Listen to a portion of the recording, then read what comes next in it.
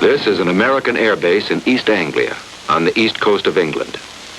One of many such bases from which American fighter planes swarmed up into battle against the German Air Force. Planes known as the P-47, the Thunderbolt, a fast, tough, high-altitude fighter with a dive like its name and an 8-gun blast in its wings.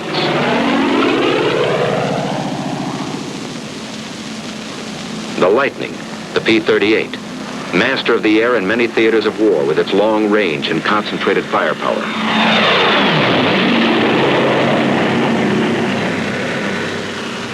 The Mustang, the P-51, the longest range fighter in the world. Speed, fast climb, quick dive, tight turn. Into these three great fighters, America poured its genius, its millions of man-hours of labor, its faith in victory against the Luftwaffe. And in their single cockpits, it placed these men.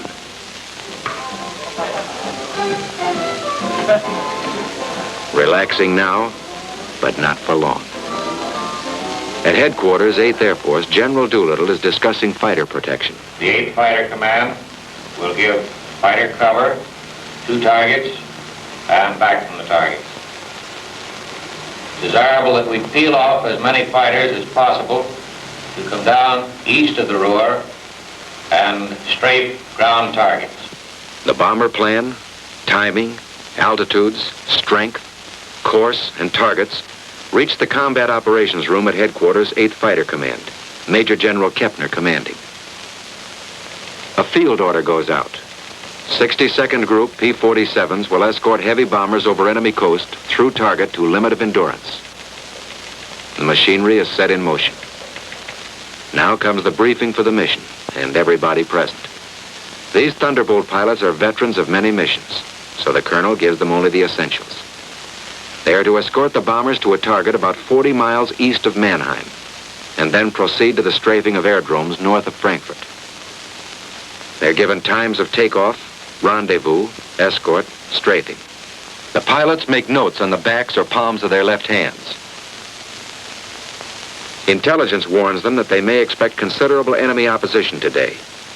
The Germans have brought in some 100 single-engine fighters. On the field, planes warm up. It's takeoff time for the Thunderbolts.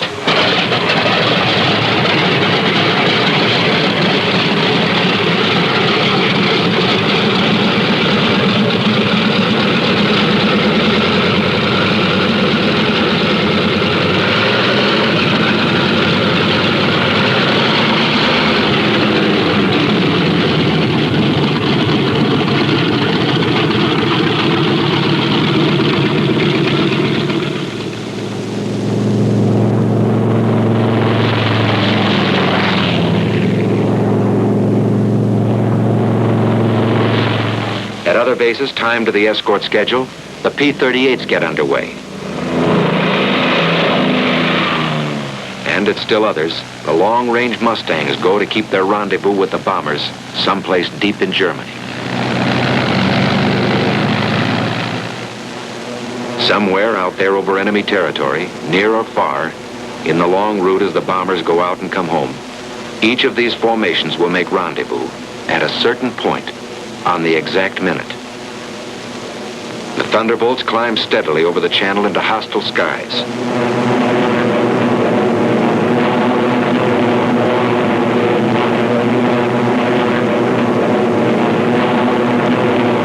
Close to rendezvous. And in the distance are the bombers. Advanced formations of an armada perhaps 100 miles long. The Thunderbolts maneuver for their escort position. Each pilot searches the sky, constantly watching for the main enemy attack, which may come near the coast or deep in Germany, or hit-and-run sneak attacks by the enemy's aerial snipers.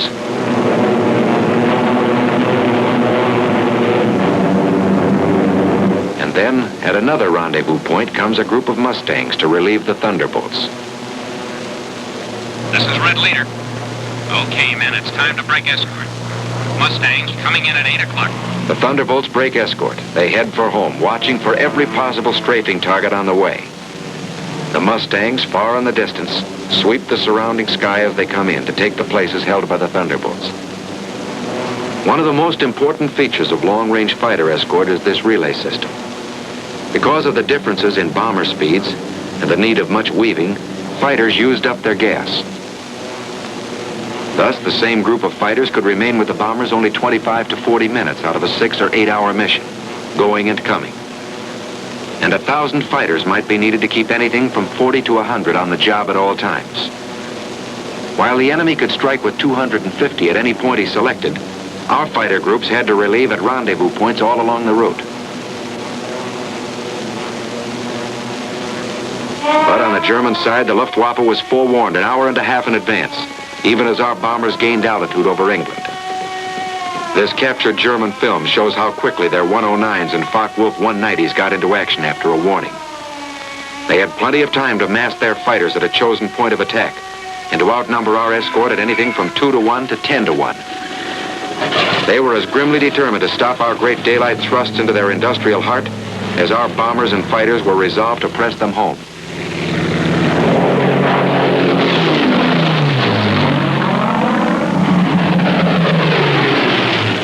Meanwhile, deep in Germany, the group of escorting Mustangs watches every corner of the sky, weaving ahead, above, below, and all around the bombers like a screen of destroyers protecting the main fleet.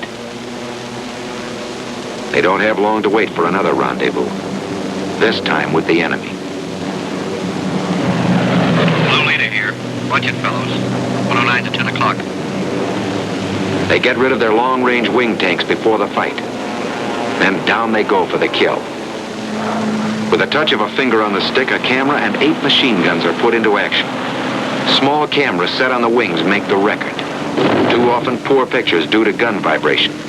But they let you see what happens in the instant of action, as the pilot sees it. The enemy fighters are massing for an attack on our bombers, while our pilots watch every move of their varied tactics. Yellow leader to move, Flight. Looks like they're trying to lead us away from the bombers. Green leader here. You're right. Here comes another, 9 o'clock. The Jerrys make a sneak attack on our bombers from behind. Gun camera film, captured from the enemy, reveals how they hammer our bombers with their 22 millimeters.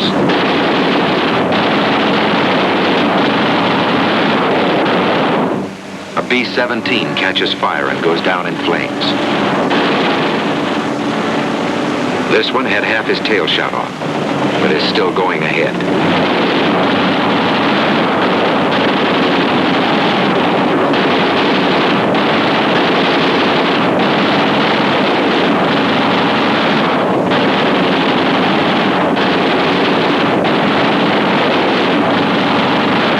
We lose another, but they can't stop us. Our fighters, often heavily outnumbered, engage the enemy all over the sky. And this battle is only one of many. Day after day, month after month.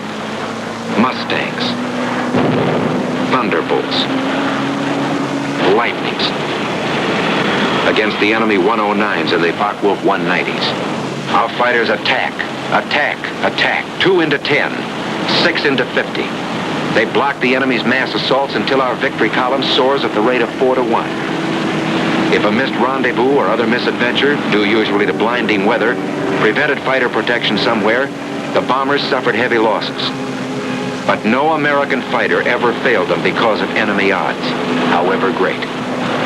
Never was a mission turned back by enemy action.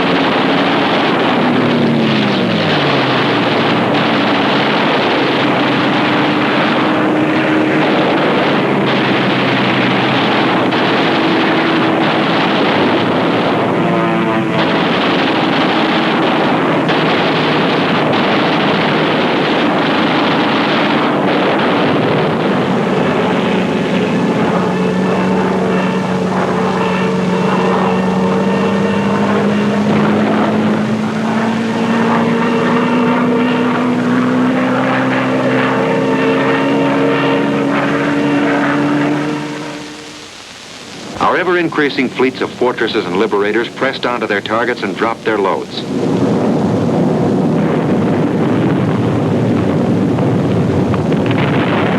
And the day arrived when a huge 8th Air Force bomber mission with full fighter escort was flown to Berlin and back without a challenge by a single enemy fighter.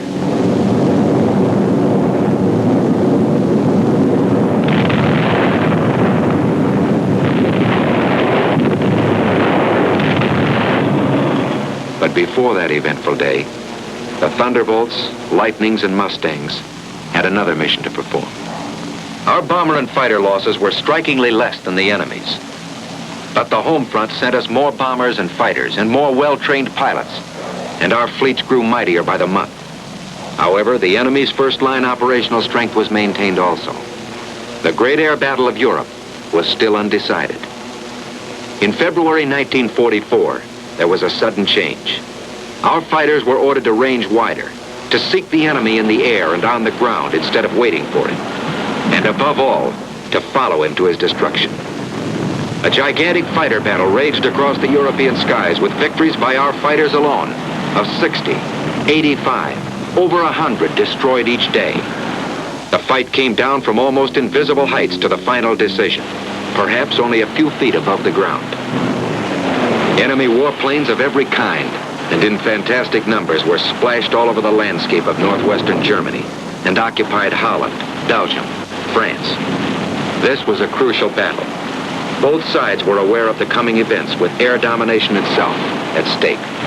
Once again, a better cause, better planning and leadership, better equipment, and beyond everything else, the valor of our fighter pilots gave us victory. Only this time, it was decisive. So many of the enemy's aircraft exploded over his own forest and housetops, or were driven flaming wrecks into the ground. So many of his famous fighter leaders met death at the hands of our pilots that his morale was shattered. His defense plan was smashed.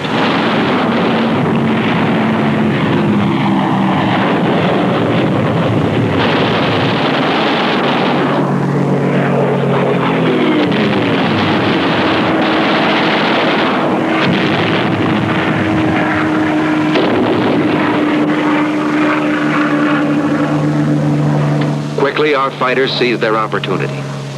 Since the enemy did not come up to fight, down they went to blast his planes to pieces and burn them on his own airdromes all over Western Europe and in the very heart of Germany. It was the most savage and devastating fighter attack on record. Returning from unchallenged escort duty and on many special missions, they burned his aircraft by hundreds from one airfield to another.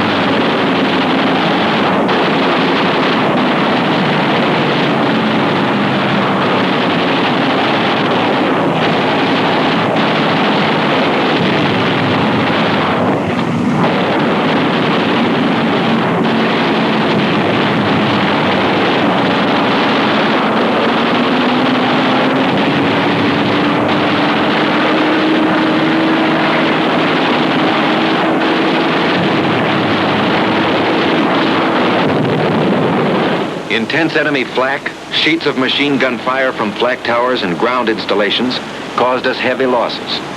4 times as many as the same number of fighters would sustain in aerial combat.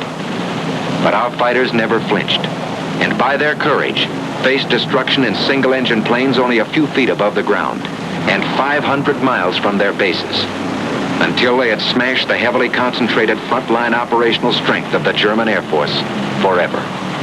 Now that the sky was ours, another great opportunity became ours too. The destruction of the enemy's transportation system that fed and supplied the great armies counted on to repel the Allied invasion forces. The enemy's roads and railroads were struck with the mighty force of air power. These were tense days, crucial days, and both sides knew it.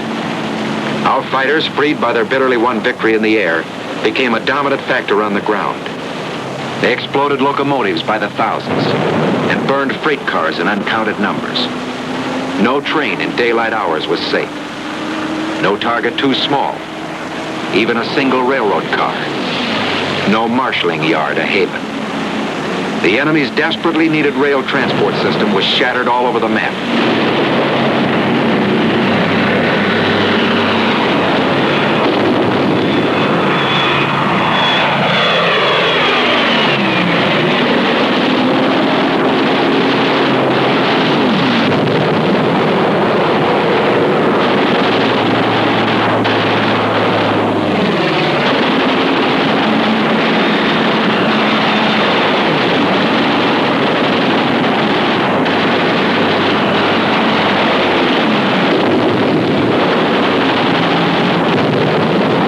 They attacked his barges.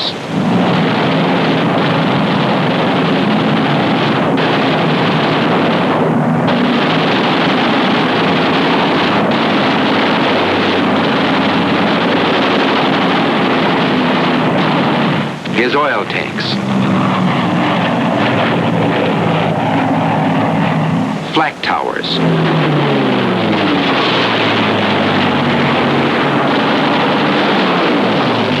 Radio and radar stations. Trucks carrying ammunition and supplies. Staff cars carrying high German officials. This one might have been Rommel. Road traffic of every kind and description until enemy convoys could only move effectively at night. What did this mean to the German armies of the West? How did it count on Invasion Day in the Battle of Normandy? The answer is history. Our gallant armies are driving ahead without having to keep one eye cocked over their shoulders, their gun emplacements unobserved. Everywhere about the mighty battle was and is the flash of American fighters. The Germans see them deep in their own sky and cringe. Our men see them above the grim fight and cheer. There are remembered names in the mess halls. Major Gerald Johnson, a crack shot. Major Goodson, gallant fighter. Major Dwayne Beeson, great tactician. Captain Eugene O'Neill, one of the best.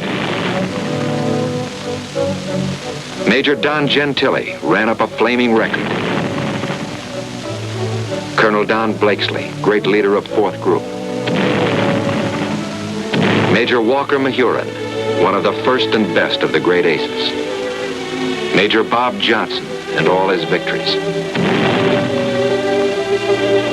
Lieutenant Colonel Gabreski with a great career. And Colonel Hubert Zemke, famous commander of 56. A score of victories or more on the records of them all. Duncan, Schilling, Pretty, and all our gallant fighter pilots who in the decisive hour smashed the Luftwaffe and gave us freedom of the air in Europe, just as that freedom must now be gained in the Pacific.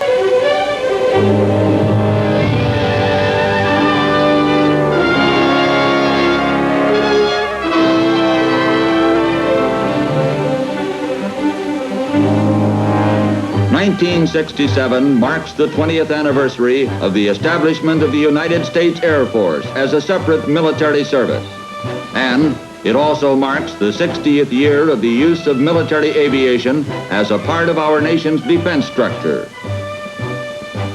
Officially, our military aviation began in August 1907 when Captain Charles Chandler was named officer in charge of the United States Army's Aeronautical Division.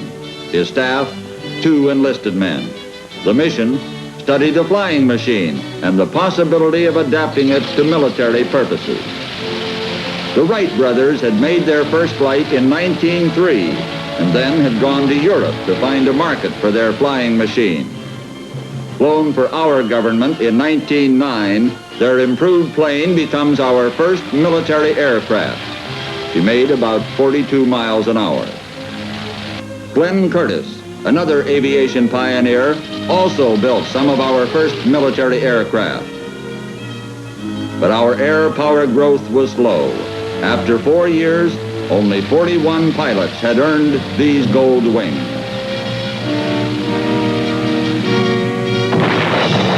(1917). We have 55 planes, none suited for combat, so our pilots are sent to Europe and join British, French, and Italian squadrons to train and fight in World War I. In the States, the battle of manufacture is on. $600 million to build 4,500 aircraft. September 18, 1918, the greatest air battle of the war. 1,500 Allied aircraft, nearly half piloted by Americans. 2 months later, the enemy capitulates.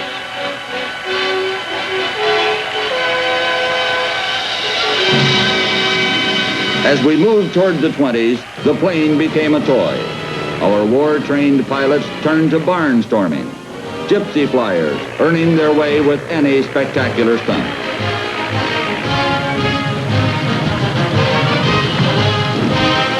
But there were other daredevils with a more serious purpose, flying safety. Parachutes were not generally accepted. To prove they worked, many of the test jumps were made by the inventors themselves. The first cross-country flight as a military T-2 that left New York with over 700 gallons of fuel lands at San Diego.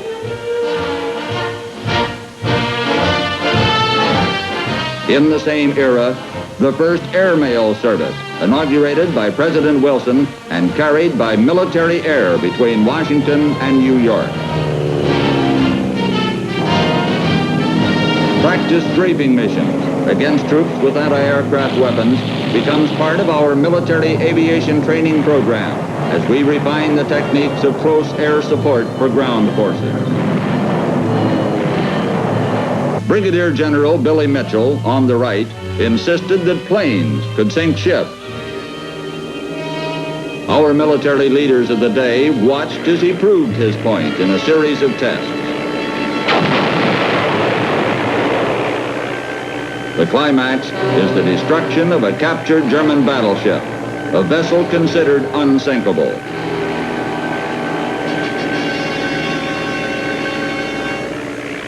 In 1923, the Barling, 32,000 pounds, moving along at 61 miles an hour. It didn't make the inventory, but it was a valuable test vehicle for our aeronautical engineers. Aerial refueling is developed, and the famous question mark remains aloft for nearly a week.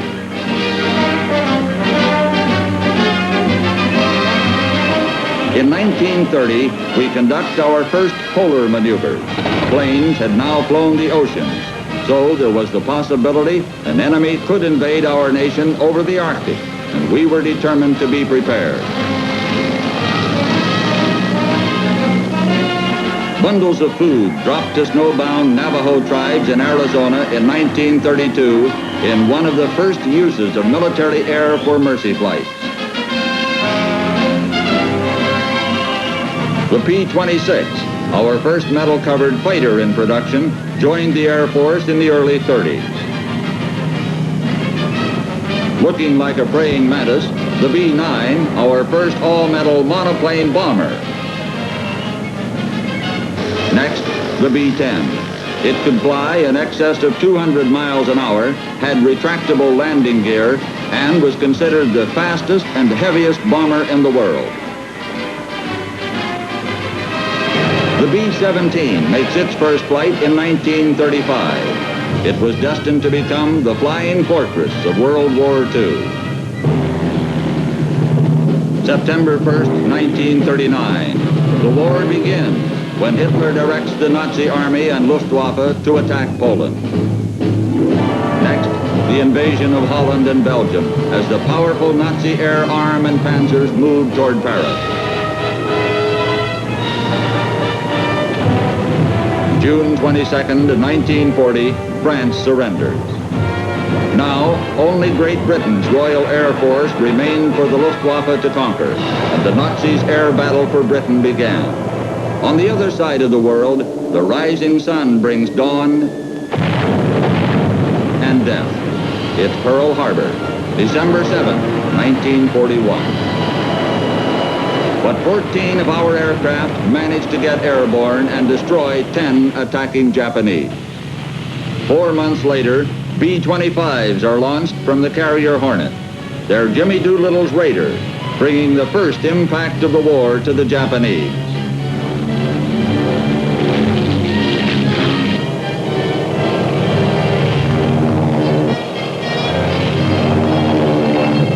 B-17s lift off from Midway in June 1942 to join our Navy's carrier-based aircraft in meeting a Japanese task force for a battle that is to mark a turning point in the war in the Pacific.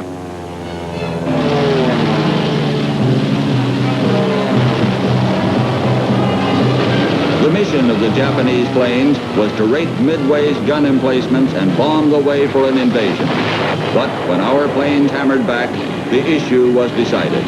During the 3-day battle, Japan lost 4 carriers, 2 heavy cruisers, 3 destroyers, 275 aircraft, and 4,800 men. The Japanese offensive in the mid-Pacific was broken. In the Far East, another battle, the War of Logistics. Military air flies the hump from India to our fighting forces in China. Ships loaded with cargo were waiting. Before the war's end, we carry more than 1 million tons of supplies over the hump. Nazi subs. In the first half of 42, they sank 506 Allied ships. B-24s were one of the weapons used to meet this menace. Equipped with radar, they patrolled the sea lanes on seek and destroy missions. And by October of 42, the killer sub is virtually eliminated from our home waters. In Europe, the Air Force has orders to fly through Hitler's back door and destroy his major oil industry, the refining plants at Ploiești, Romania. B-38 Lightnings bore in.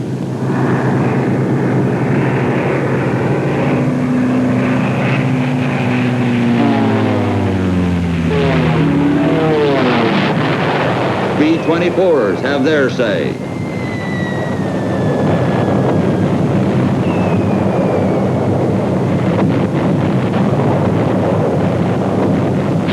And the enemy answers, jamming up thousands of rounds of flak.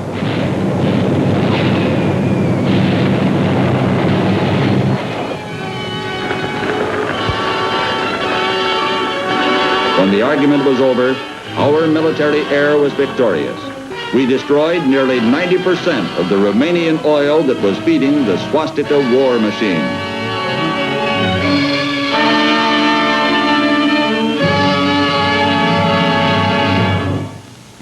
D-Day. The invasion of Hitler's Europe is mounted. Leading the attack, air power plays a major role.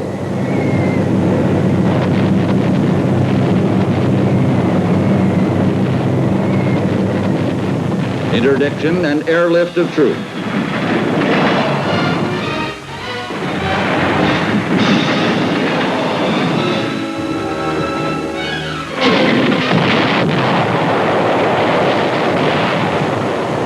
Allied surface forces hit the beaches of Normandy.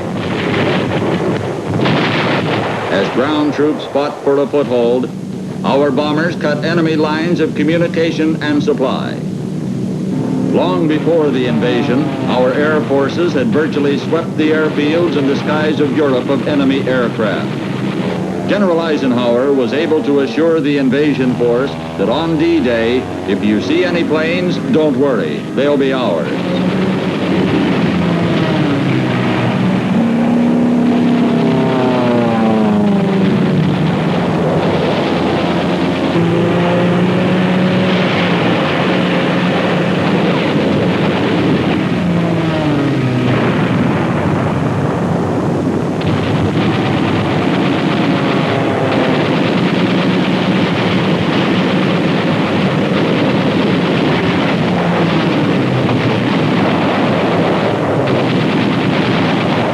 As the Nazis felt the strike of our air power in Europe, so the Japanese felt the strike, day and night, of our new strategic bombers, the B-29. Tokyo burns. Surrender comes in September 1945. 1947. Congress makes of our air power a separate and distinct military department, the United States Air Force. Its first secretary, Stuart Symington. Its first chief of staff, General Carl Spaatz. For the new Air Force, the strategic bomber is the B-36, the longest range bomber of its time. For the tactical and air defense functions, the F-80 and F-86, the first jets, are being developed. And already, our first experimental rocket plane is flying.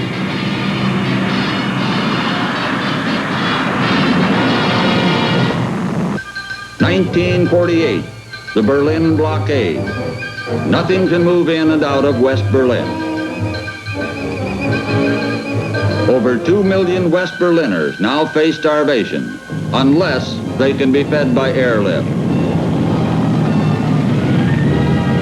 For 15 months, 24 hours a day, with cargo planes finally landing every 3 minutes, the people of Western Berlin are sustained entirely by this humanitarian airlift directed by the United States Air Force.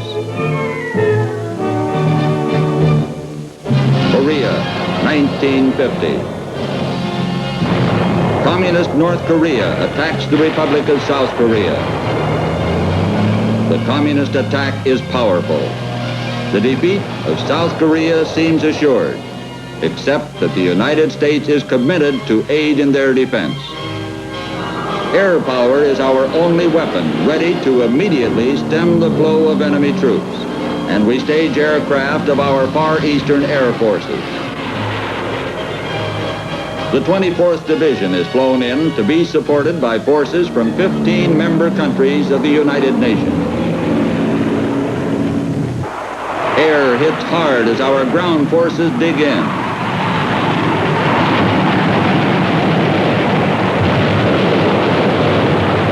The North Korean army is stopped. Now, the long, hard job of driving it back begins. Interdiction, with air power destroying today equipment and supplies the communists intend to use tomorrow. September 15, 1950, American forces land at Incheon, flanking the communists on the west.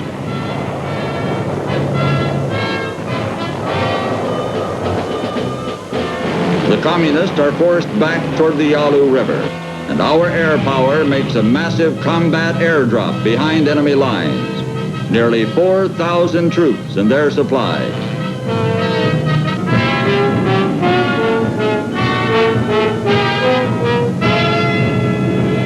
Then, the big stuff, jeeps, ammo, and trucks.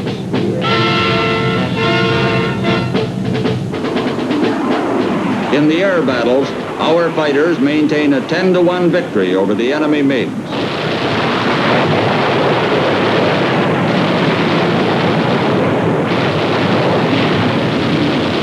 The fighting ends in 1953. 1954. the Air Force Academy is established by Congress to provide a new generation of officers for the new Air Force.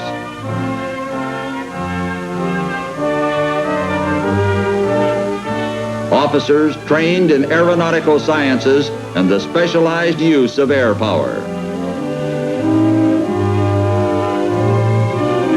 Now we are truly a new Air Force. We build the B-47 Stratojet and our series of Century fighters, the F-100, F-101 Voodoo, the F-102, the 104 Starfighter, the F-105 Thunder Chief, the F-106 Delta Dart, F-4 Phantom II, and for transports, the still reliable C-47, C-54 Skymaster, C-119 Flying Boxcar, C-123 Provider, C-130 Hercules,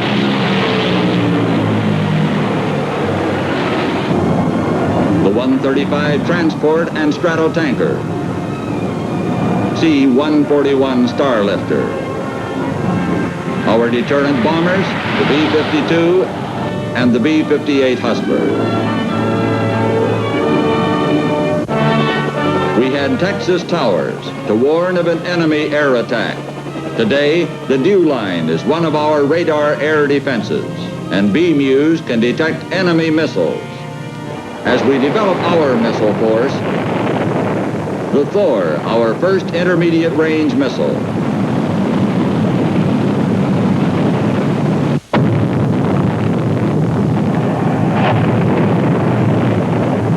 The famous Atlas, our first ICBM. In the beginning, it had problems, just as our early aircraft had theirs.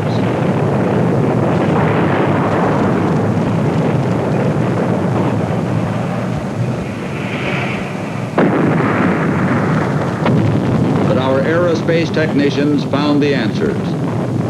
And Atlas becomes a reliable weapon and a booster for a vehicle that takes our first close-up pictures of the moon. Air Force Titan II, the booster for all NASA Gemini flights. June 3, 1965, Titan II sends Air Force Major White for his famous walk in space.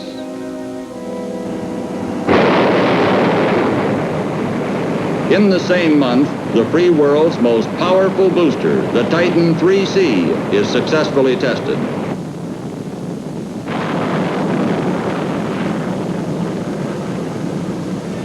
During these same years, the Air Force brings a new generation of missiles into the inventory, the solid fuel Minuteman.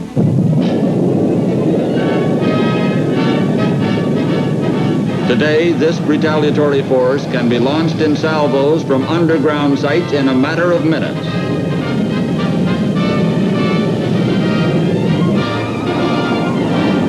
Experimental vehicles. The X-15, a manned rocket ship, and for vertical takeoff and landing, the Tri-Service XC-142. The supersonic XB-70. The F-111 with variable sweep wings. The YF-12A experimental interceptor. For strategic reconnaissance, the SR-71. The Air Force C-5A to be our largest transport aircraft, carrying a 250,000 payload. HH-3Es, modified for mid-air refueling, become the first choppers to cross the Atlantic non-stop. A new rescue technique, ground-to-air recovery by an HC-130. Vietnam. American air power gives unparalleled support to Allied ground forces.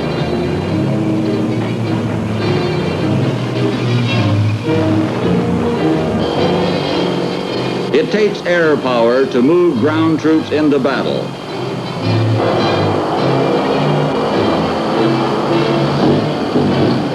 supply them with ammunition, food, and equipment. To find the enemy where he hides. And to mark his position for our fighters. It takes air power to find and engage the enemy beyond the range of ground penetration. It takes air power to supply remote and surrounded outposts.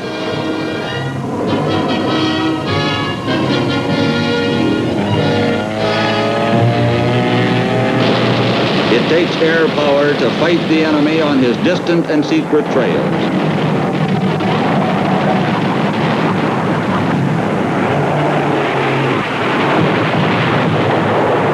To destroy his far-flung supply lines. And it takes air power to guard friendly hamlets day and night. And to hit the enemy north and south. Even our strategic bombers, the B-52s, play a tactical role in Southeast Asia to convince the enemy that he cannot hide, that he cannot hold the initiative, and that he cannot hope to win. And it takes air power to save our airmen downed in the water, trapped in the jungles, mountains, and marshes. And it takes air power to evacuate our sick and wounded to the United States in only 25 hours. Behind our air power, there are people. Airmen who will risk their lives to save others as quickly as they risk themselves in the fight for freedom. Fly Belgian troops to the troubled Congo. Evacuate Belgian refugees.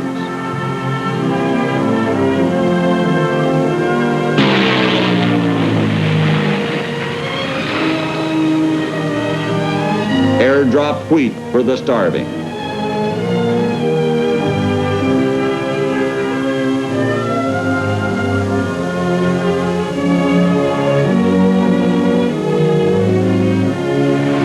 Rescue the people of Thailand.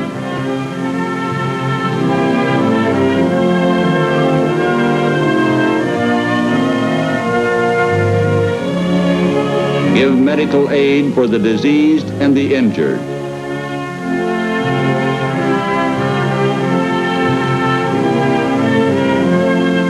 Have love for the young.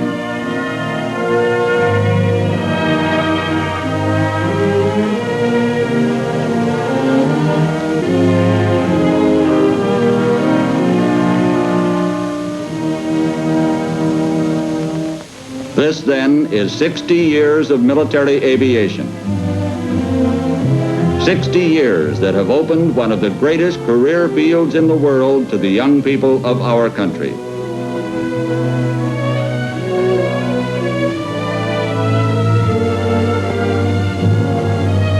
It is a 60-year history of flight and bold men.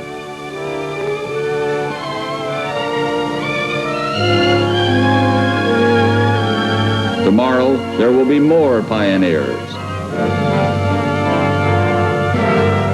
Men of our Air Force who are not afraid to make decisions.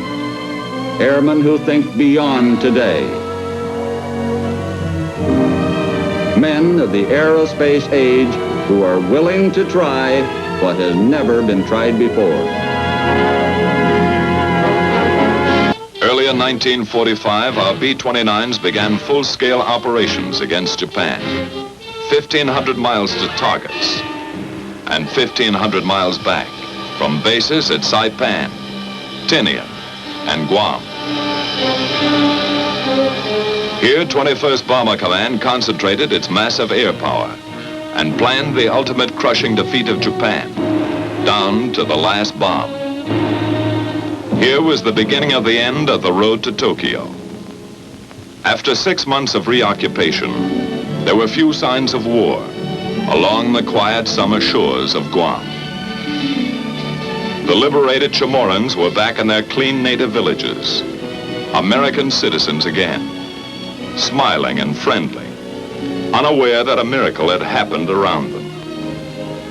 A miracle that moved mountains of material, equipment, and supplies across the Pacific, that changed their dirt roads into broad highways, that manicured their jungles into acres of black-topped airfields.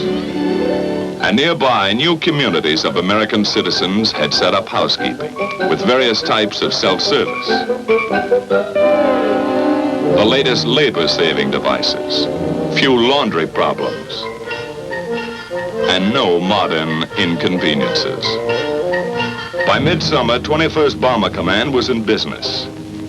Big business. Under General LeMay's direction, the long arm of Bomber Command began punching the enemy with appalling power.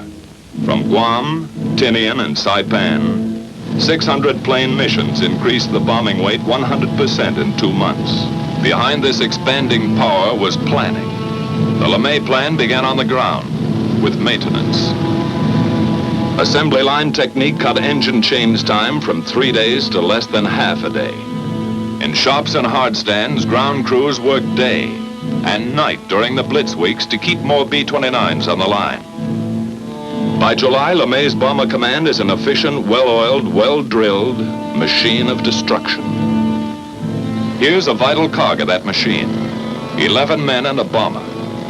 While they wind up for action, let's find out where they're going and some of the things they're going to do and why and with what. How do they set up the longest, toughest bomber mission in history? It began about 12 hours ago in the war room at Guam, with General LeMay and his staff receiving a report on tomorrow's weather in Japan. Tomorrow's forecast is typical. Nagoya, 8/10 cloud above 10,000 feet.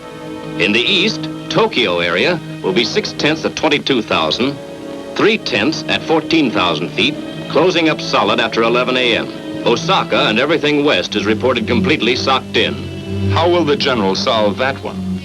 His B-29s are up against a blank wall except for a possible opening around Tokyo.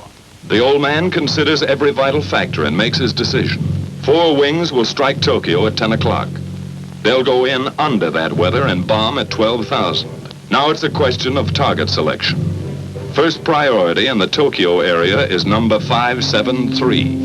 Intelligence informs the general that 573 is already 3/4 destroyed.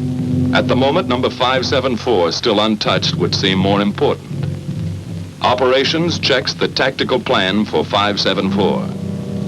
General LeMay orders the required changes, okays the target, and commits all executive details to his staff.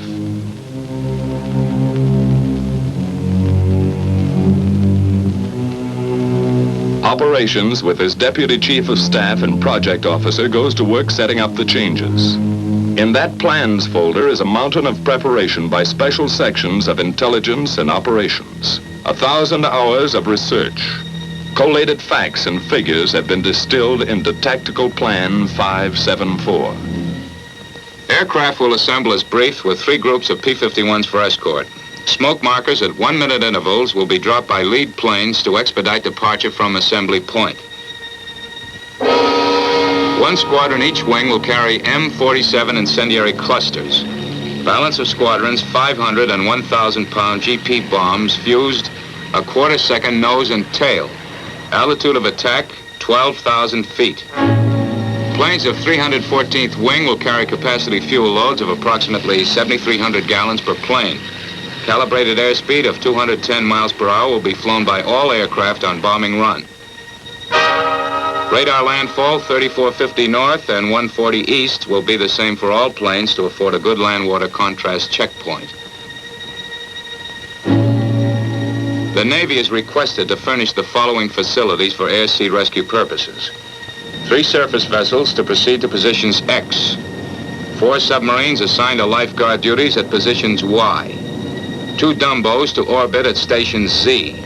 4 B-29s will orbit as Super Dumbos at the following positions. Each section of the plan is double-checked. To supervise certain aspects of planning, Lieutenant Colonel Catton, a former lead crew pilot, was recently brought over to staff as project officer. This officer's extensive combat experience now helps to iron out operational kinks. He will accompany this mission to observe new smoke signals at assembly point. A field order is now dispatched to the wings. Takeoff time is flashed to the controller, who coordinates the vast network of communications gathered here at the heart and nerve center of command.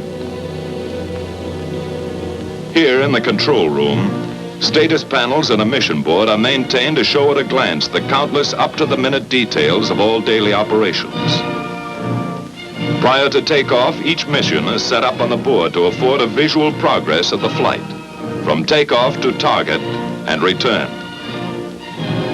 Colored yarns, one for each wing, are laid out to indicate the flight lines, which pass close to Iwo Jima, the halfway point.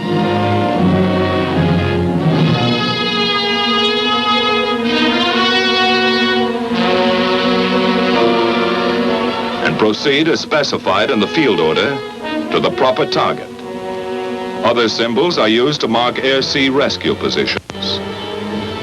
A timetable of statistics for each wing is planned and flown as recorded from hourly reports on the status panel, beginning with takeoff time.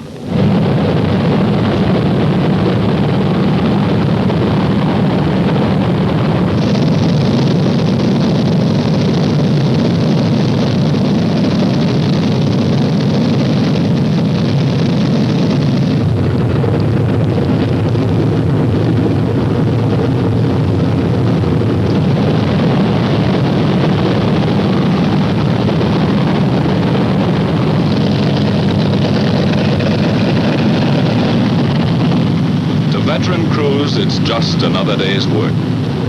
One more 1,500-mile haul up and down the ruddy Pacific. 15 hours, 7,000 gallons, 4 engines, 11 guys. Knock wood. A water jump across 20 degrees of the globe. A continent of ocean. Destination, Tokyo. It's like taking off in Mexico for targets in Canada. The 314th is airborne. 145 planes, 1 minute apart, 67 tons each.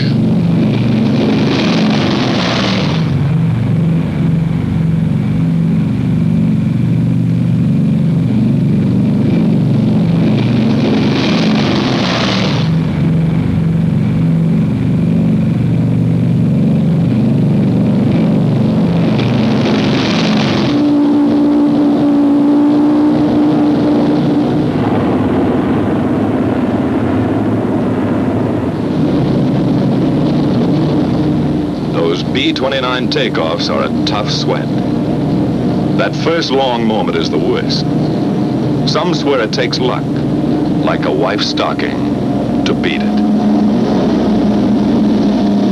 At Tinian, 100 miles north, 2 more B-29 wings prepare for takeoff. 134 aircraft from the 58th wing. 100 more from the 313th wing. At Saipan, a few minutes later, the veteran 73rd wing lines up for takeoff. 153 more bombers are added to the mission striking force.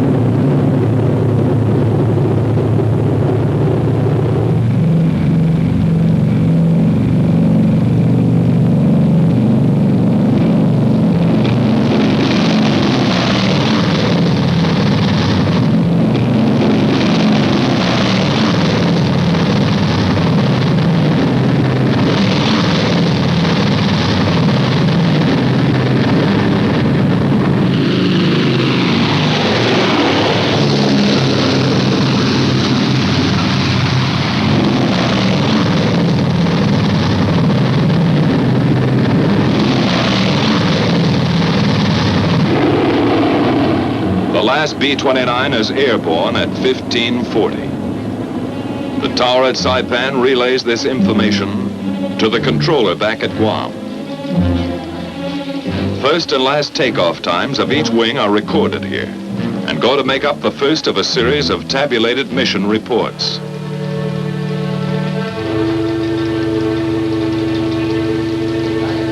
Copies of these reports are dispatched to headquarters, Washington, and posted on the control room report board.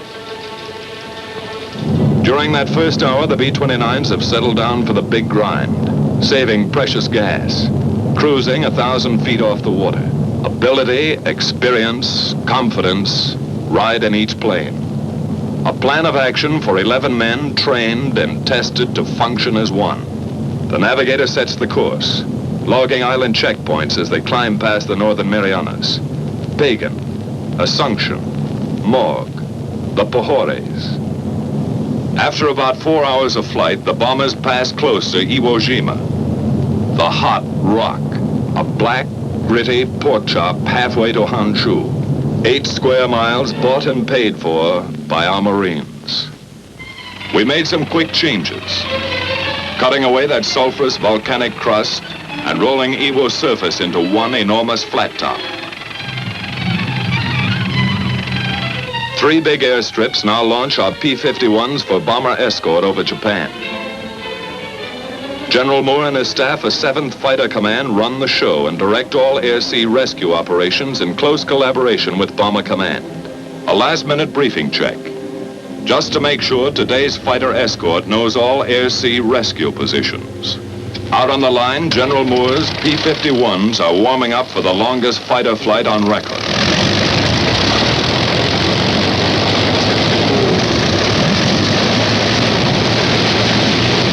Seven hours on one engine, extra belly tanks, extra nerve and stamina in the cockpit.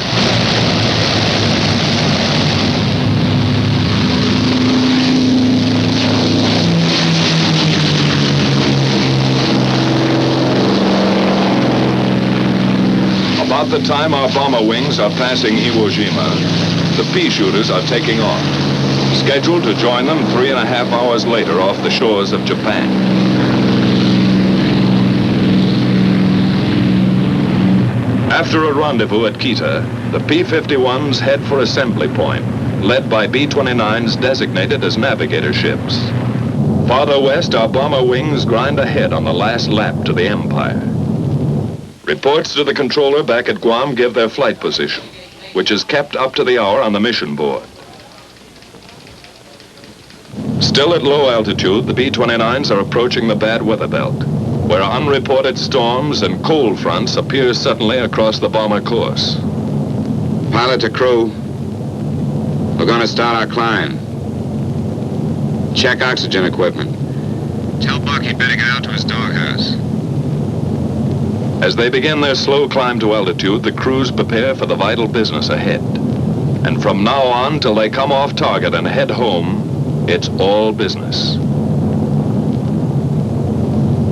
The central fire control system is warmed up. Superhuman brain power at the flick of a switch. Each gunner flexes his sights and tries the coordinated fire controls with a few short bursts to clear the guns. After pushing up to altitude, the bombers arrive close to assembly point. Air in the pressurized cabin is comparable to 8,000 feet. But oxygen masks are adjusted and ready for instant use. From the southeast, our fighter escort appears with its navigator ships, which now turn off to wait for the fighters' return at Rally Point. The Mustangs climb in formation to take positions above the boxes of B-29s.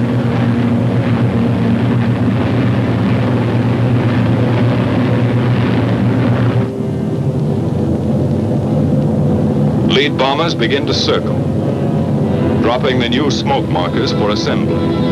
The project officer observes this part of the tactical plan in action. From various zone positions, the groups separate and form on their lead ships in 9 or 11 plane waves, which head for initial point.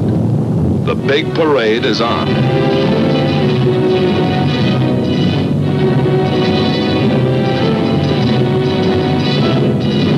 Landfall is picked up,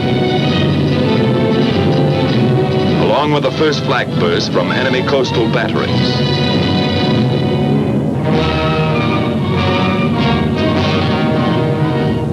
Fujiyama, the familiar white beacon, marks the turn for initial point. Flak becomes heavier and more accurate.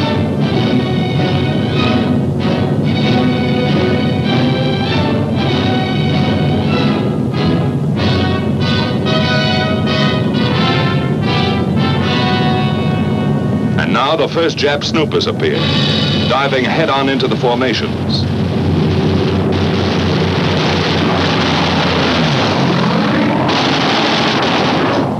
Some are suicide fighters trying to ram our bombers. Other Jap fighters drop phosphorus bombs, set to explode in front of the oncoming B-29s.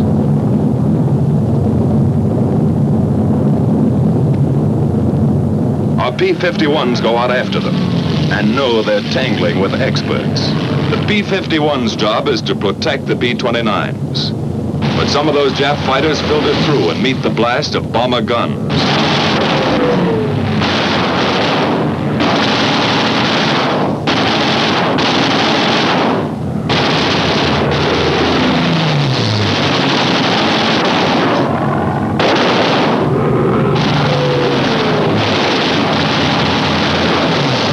Tail gunner pleads with a nip fighter to come in a little closer.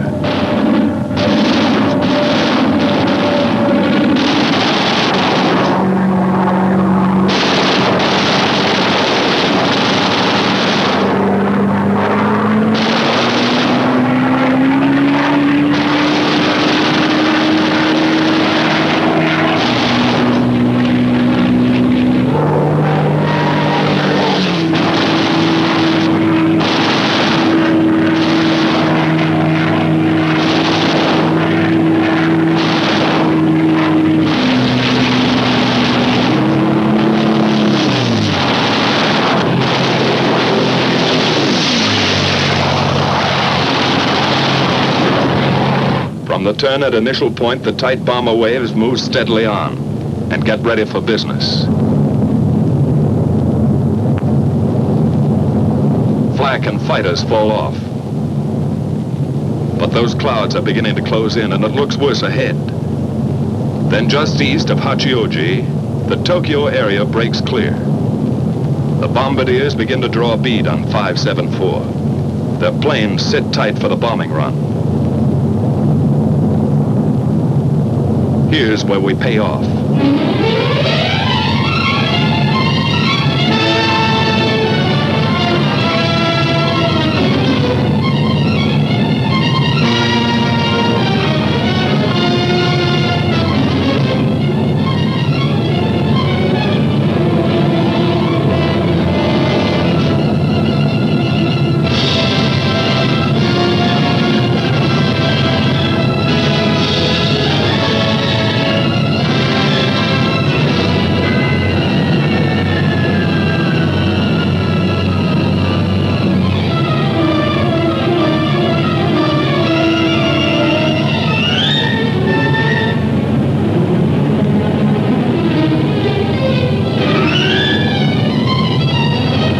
Two Jap aircraft plants and an aerodrome 12,000 feet below are about to receive 4,000 tons of destruction.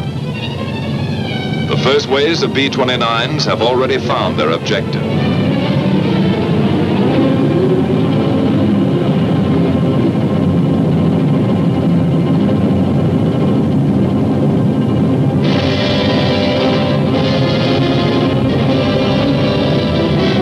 Succeeding bomber groups add their devastation to the smoking targets.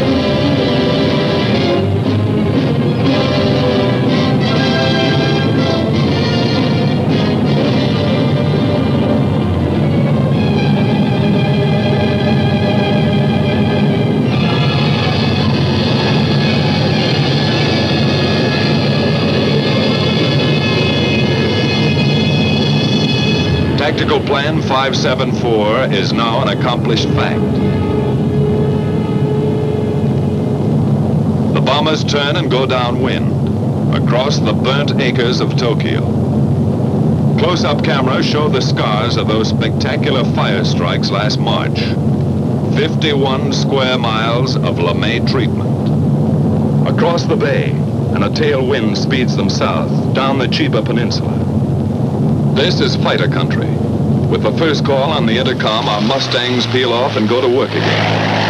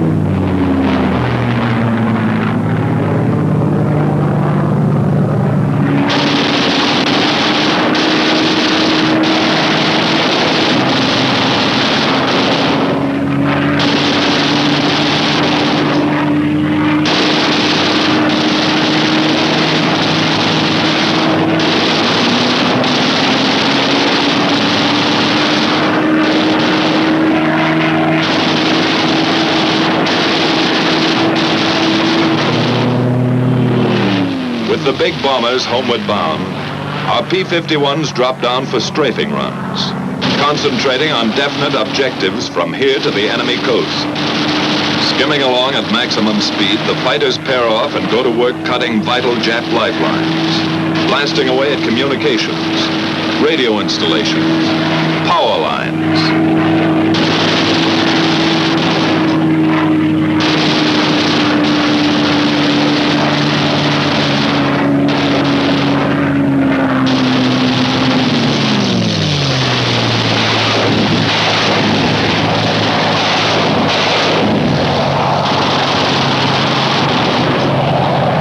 Swooping down on enemy transportation, railroads, marshalling yards, small suburban factories.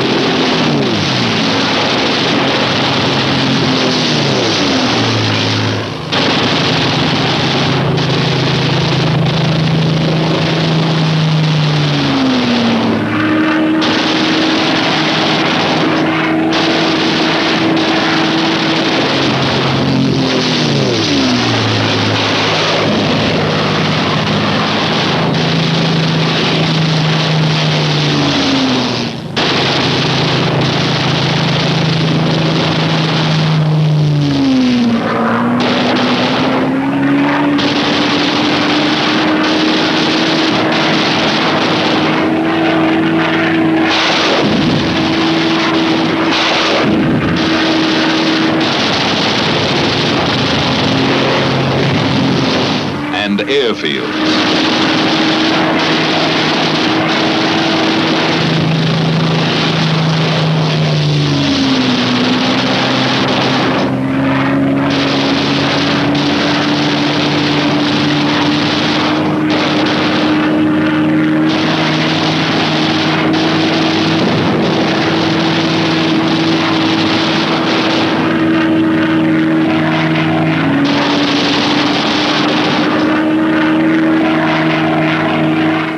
on to shipping targets.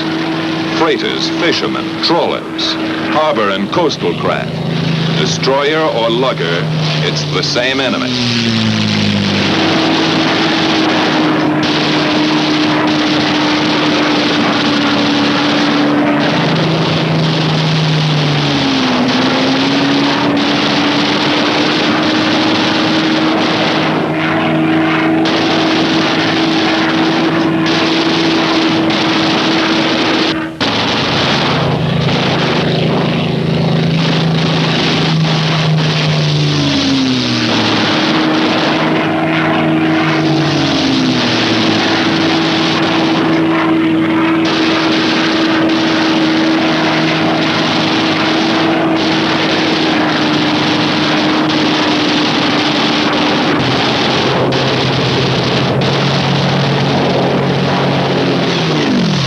After strafing, our fighters climbed back to Raleigh Point and the waiting B-29 Navigator planes. With the first sight of Iwo, fuel gauges are down close to empty, but fighter spirits begin to rise. They wind up and finish with a kick, coming past Suribachi at whiplash speed, and zoom into their victory rolls. Once over for each Jap kill.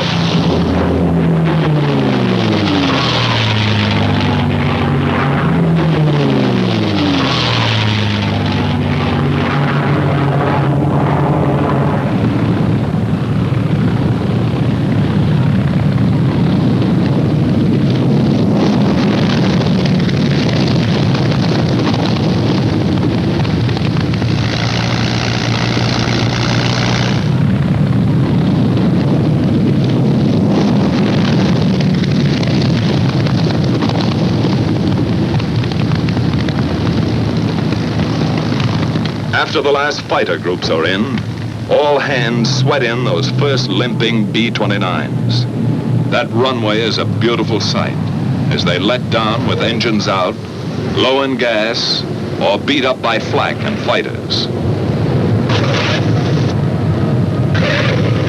In 3 months, nearly 2,000 crippled or gas-shy B-29s havened at Iwo. You can understand why those 4 fanboys blessed those Marines and even named their planes after them. The lucky ones are fueled and depart for home bases in an hour. But Iwo still has its hazards. Weather can turn this station into a hopeless daymare. Fog and quick overcast often blacks out the airstrip during these crucial periods. That means orders to bail out. Or with luck, a B-29 might drop in for a copybook ditching.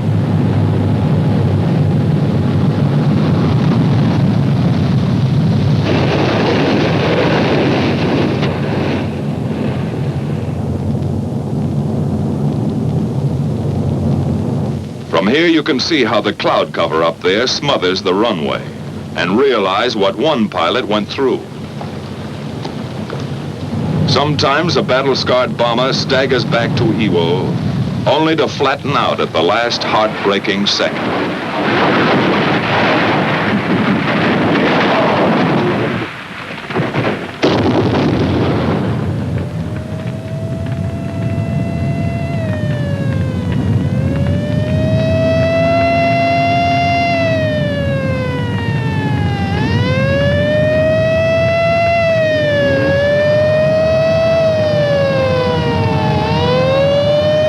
By some miracle, the whole crew got away from their stations to safety before 2,000 gallons of flaming gas enveloped them. Firefighters risked their lives to save the ship. This, too, takes courage beyond the line of duty. Far to the south, most of the wings are nearing their bases. Exhausted crews wait out the last endless hour, when time seems to stop. Their position is radioed in, and the controller gets word of the approaching flight.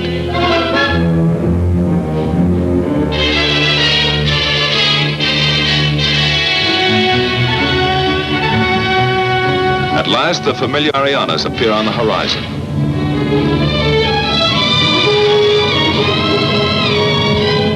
The bombers fly across Guam and turn into the landing pattern.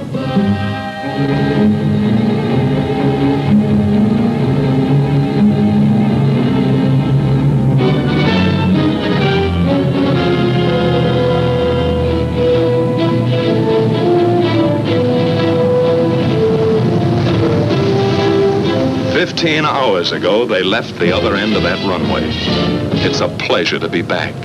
A pleasure to roll on solid, familiar blacktop.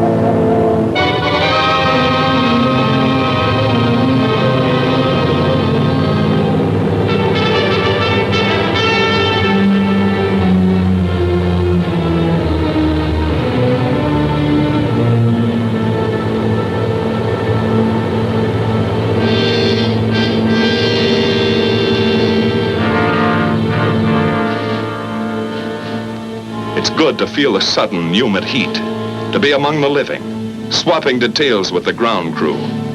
Flak, fighters, the close call, the one that got away. But some of those B-29 crews won't be able to talk it over today.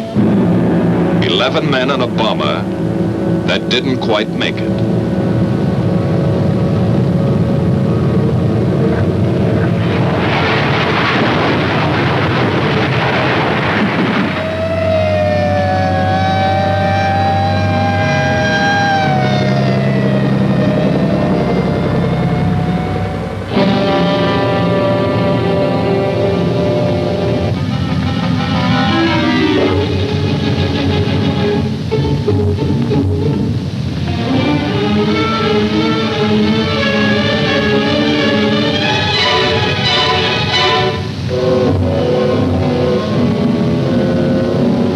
Rescue squads tear away the hot metal. Somehow in that burning wreckage, a man has lived to feel those eager, gallant hands. 1 life saved and 10 lost. That's part of today's toll.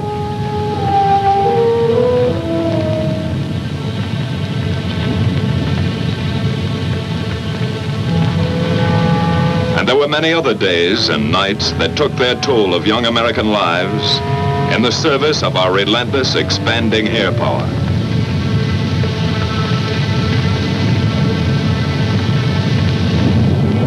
By the end of July, our B-29s had all but obliterated the enemy's ability to make war. 1,000-plane missions were going to hit Japan with twice the monthly tonnage that ever fell on Germany. The question was, how much longer would a beaten Japan hold out? In August, we made a test that never was applied to Germany. While great land, sea, and air forces gathered for the last invasion, our B-29s dropped 2 atomic bombs.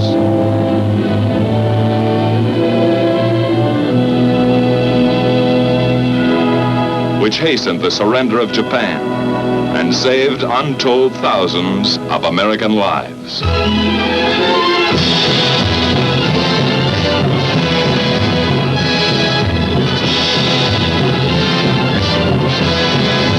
So the mission of our air forces, which began nearly 4 years ago, was accomplished.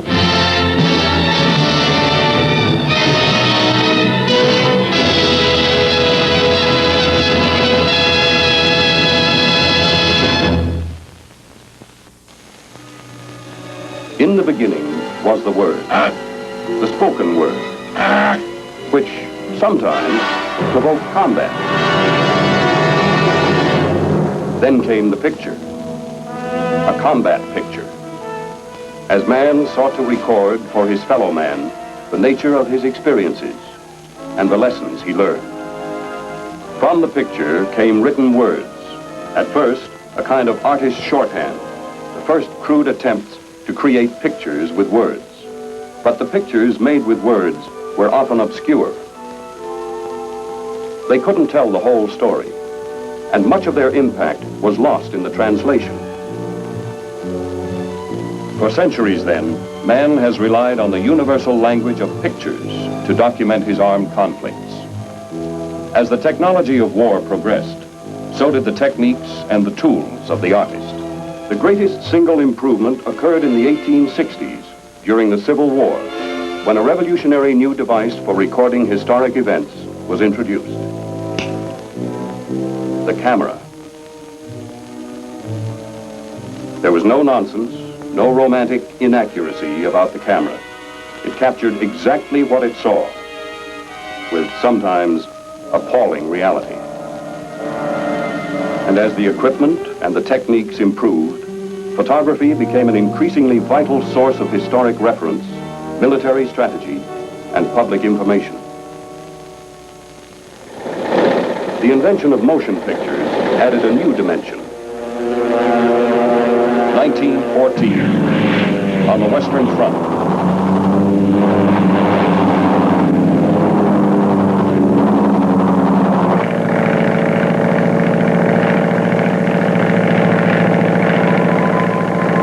Combat cameraman established himself as an indispensable member of the military team. World War II was documented by 50 million feet of incomparable combat footage.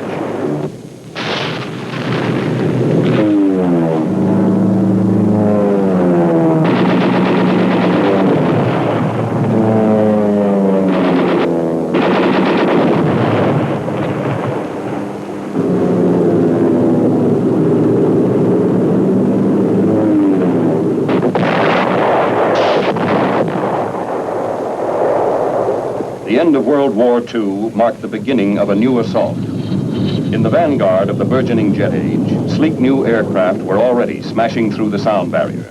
New speeds and performance levels required more sophisticated weapons, radio and radar systems. And once again, as in the past, the advances in the technology of war required corresponding advances in the tools and techniques of war's documentation. This is the story of how a serious technological gap was closed in Southeast Asia, when U.S. Air Force combat photography took up the challenge and gave a new look to the age-old language of pictures, and in color. In the mid-60s, the United States became an active participant in South Vietnam's struggle for freedom.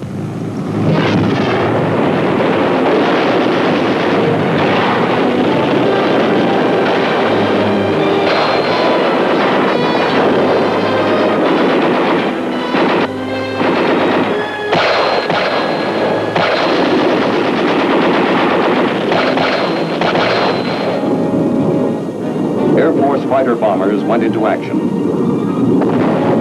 only to learn the Air Force photo capability then in the field was too small. The stepped-up demand for films too great. Combat camera development had dropped too far behind supersonic fighter aircraft technology and ordnance delivery techniques.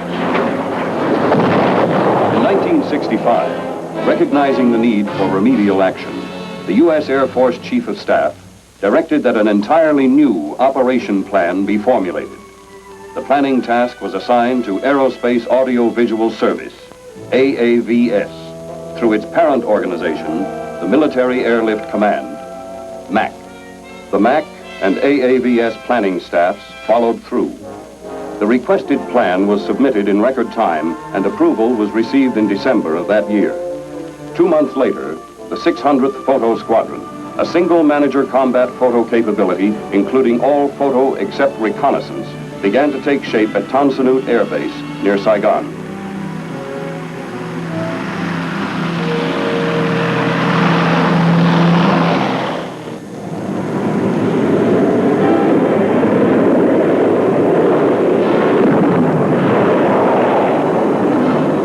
The combat photo function was beginning to align itself with all other Air Force operations in the theater. Headquartered in Vietnam, the squadron established detachments throughout Southeast Asia. One primary mission is combat documentation, called ComDoc. It produces historical documentation footage on the ground, in the air, on every phase of the Vietnam conflict. You see Air Force ComDoc photographers jump into battle.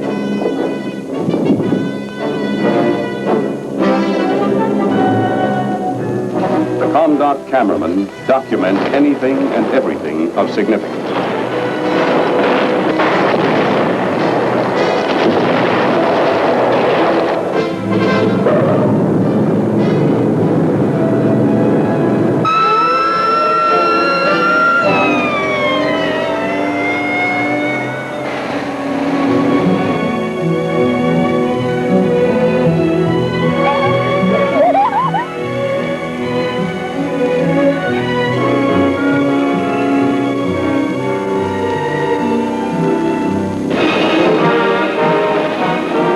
Soldier leaves the battlefield within minutes.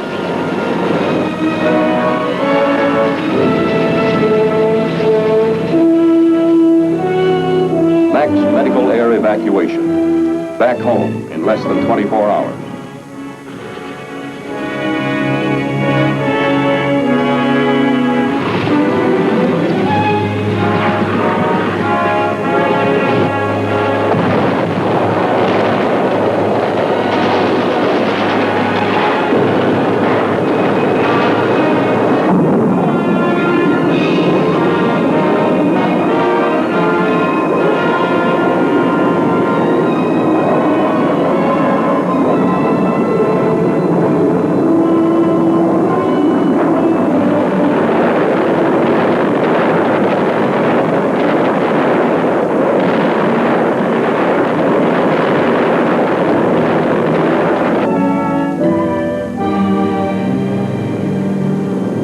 The Magic Dragon.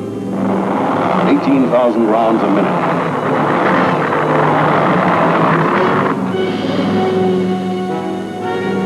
ComDoc footage finds an immediate use and fills an imperative need.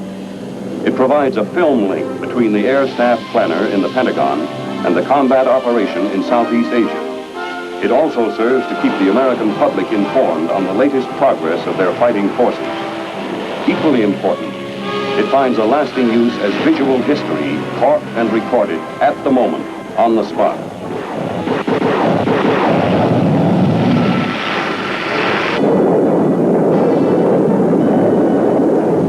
The highest priority in the Photo Squadron's mission is armament recording photography. This is over-the-target combat documentation, filmed for the most part by cameras installed in the strike aircraft.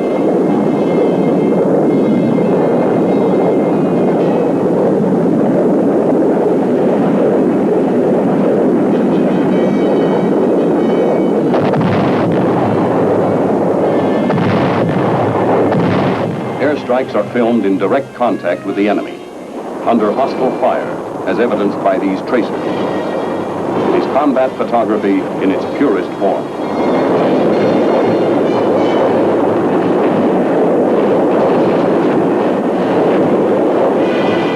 The footage supplies vital operational information and answers urgent questions. Was the target hit?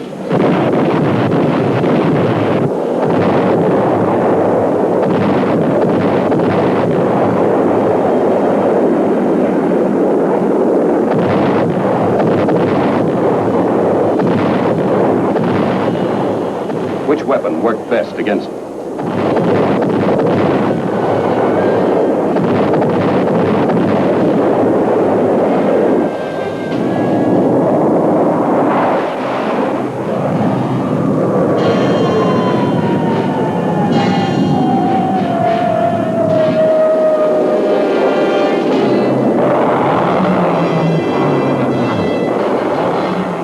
What improvements in delivery techniques and weaponry are needed?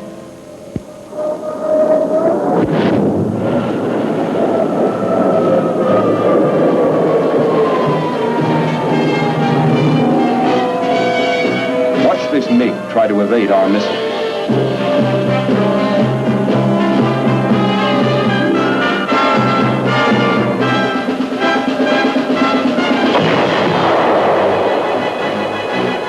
Good strike footage is operationally priceless.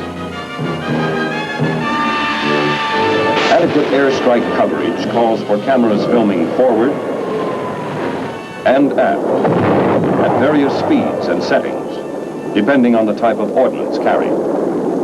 Some of the sophisticated fighters arriving in Vietnam had no provisions for airstrike photography.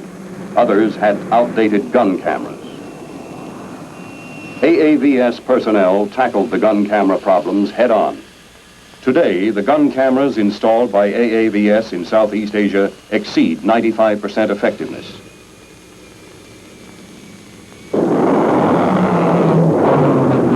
Aiming device, or pipper, appears on most gun camera footage.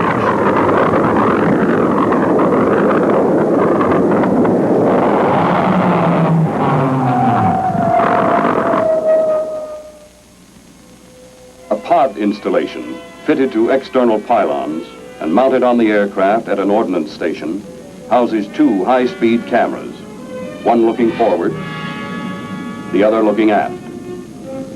The pod can be used for tail chase and for recording weapon deliveries of its own aircraft.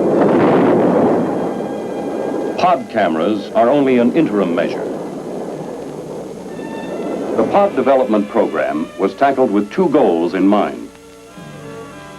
First, how to best photograph weapon deliveries, and second, how to install the cameras in the aircraft. This latter problem was solved by devising a blister camera installation. Briefly, a blister is a protrusion on the aircraft. This approximated the ideal of mounting the camera array inside the aircraft. Like the pods, they house cameras aimed forward and aft and are automatically activated when the pilot fires his gun or drops his ordnance.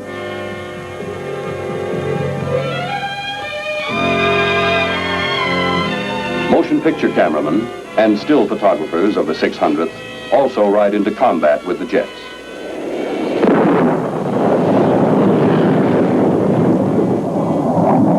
Attacking heavily defended targets in North and South Vietnam.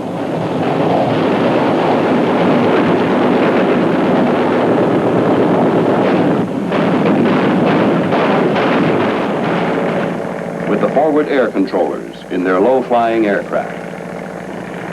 From their vantage point, the combat cameraman records airstrikes against the enemy below him.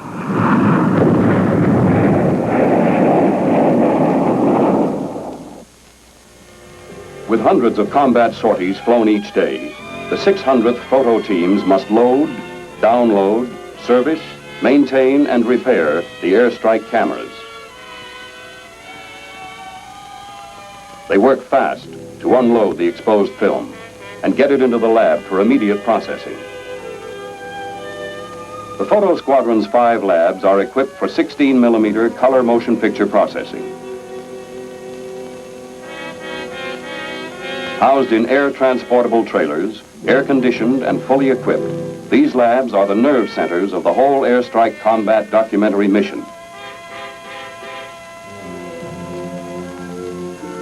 Within hours after touchdown, the labs process and deliver to the fighter unit commanders, intelligence officers, and pilots color films of the day's combat missions for rapid post-strike analysis.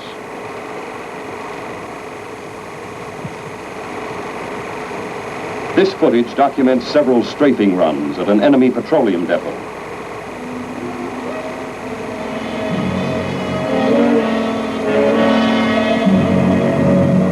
Here, there's no need for a return mission. The airstrike footage is culled by the film editors at each motion picture lab. The most significant footage is used nightly to brief the commander of the 7th Air Force in Southeast Asia, rush to the commander of the Pacific Air Forces, to Washington for viewing by the air staff, and ultimately for public release. Strike footage is also carefully screened by the intelligence fraternity at all levels of command. South Vietnam, FACS in-spotter aircraft seek out the enemy, mark the location with smoke, then call in the fighters to destroy North Vietnamese and Viet Cong targets, such as base camps, roads and truck parks, food and munition storage areas,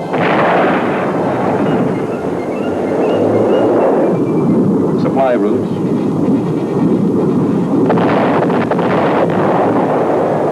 underground bunkers, trenches, foxholes, and fortifications.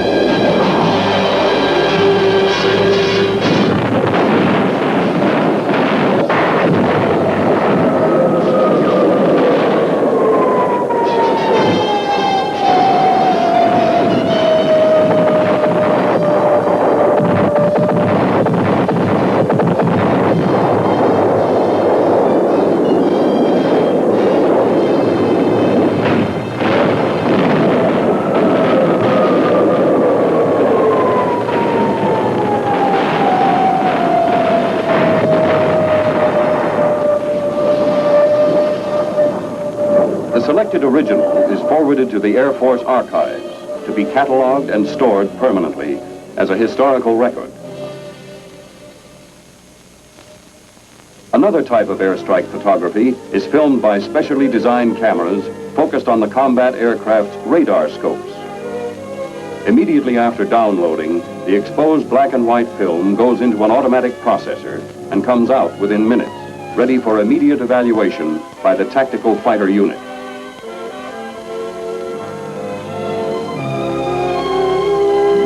A panoramic strike camera also provides a rapid look at combat results. This camera records an image that extends from horizon to horizon, fore and aft, along the aircraft flight path by means of a rotating prism. A portable processing unit, designed for 70-millimeter film, provides short processing time, ease of operation, and quality reproduction. The transfer film is pre-imbibed with a developer and a fixer. As the transfer film contacts the exposed film, processing takes place, producing both a negative and a positive transparency. Within an hour after landing, prints made from the positive transparencies are ready for viewing by tactical fighter units. They provide excellent operational information for the combat pilots and for intelligence personnel. The most significant negatives are turned over to intelligence for further in-depth study. The 600th maintains a fully equipped still photo laboratory at each of its 17 theater locations for reproducing black and white and color photography. The major portion of the still mission is to produce black and white still photographs for release through information channels in Southeast Asia, as well as base still lab requirements. Additional black and white and color still photographs are forwarded to Washington for release by Air Force Information. The original negatives and color transparencies are forwarded to the Air Force Still Depository for future use and historical preservation. These pictures represent one day's output of quality photography. Still photo coverage includes civic action, newsworthy events, operational combat activities, and the vital airstrike combat mission. All Air Force combat photography from Southeast Asia eventually finds a use. You see it everywhere, in every form of visual media, from newspapers and magazines to motion pictures and television. The Air Force was given the job of defending South Vietnam with its massive air power. An F-105 has just scored another MiG kill. The pilot said, "I fired a burst from my 20-millimeter cannon and the MiG blew up only 15 or 20 feet in front of me." The following excerpts from Air Force motion picture productions best demonstrate further use of Air Force combat photography received from Southeast Asia. Bien Hoa in Vietnam. A monthly news review, distributed internally throughout the entire Air Force to provide its members with a broad view of significant and interesting events. General William Westmoreland, Commander, Military Assistance Command, Vietnam, in a message to the 7th Air Force, headquartered at Tan Son Nhut, wrote, "The performance of the 7th Air Force in meeting airlift requirements in Vietnam over the past year has been outstanding. Equipment and supplies are unloaded near the village of Tuy Hoa for the start of construction of a new air base some 75 miles north of Cam Ranh Bay. All construction is under the engineering supervision of the Air Force Civil Engineers. 45 days ahead of schedule, Tuy Hoa Air Base began initial operations."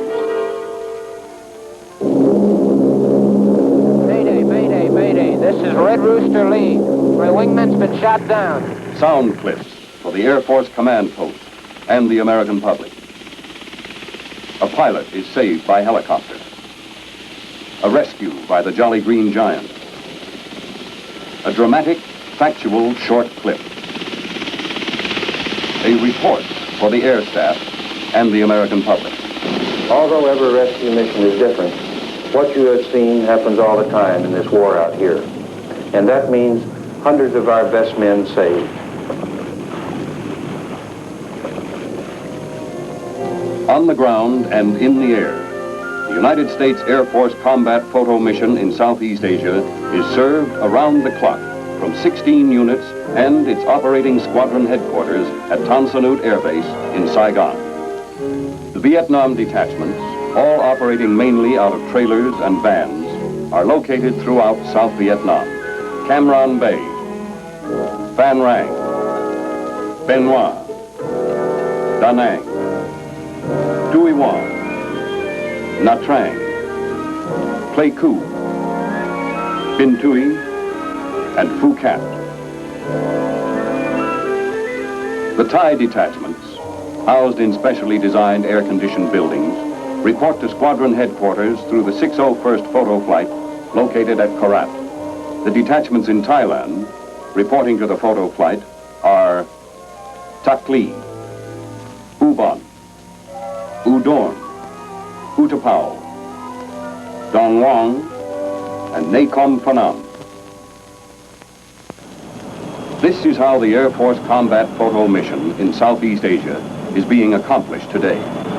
An impossible task for the Air Force and AAVS, had it not been for the valuable contributions and material assistance afforded by various air staff agencies and major commands. We've shown how the Air Force is closing a technological gap, bringing combat aircraft and combat camera together again as a highly skilled working team. Looking back to the start, it seems we've come a long way in a rather short while.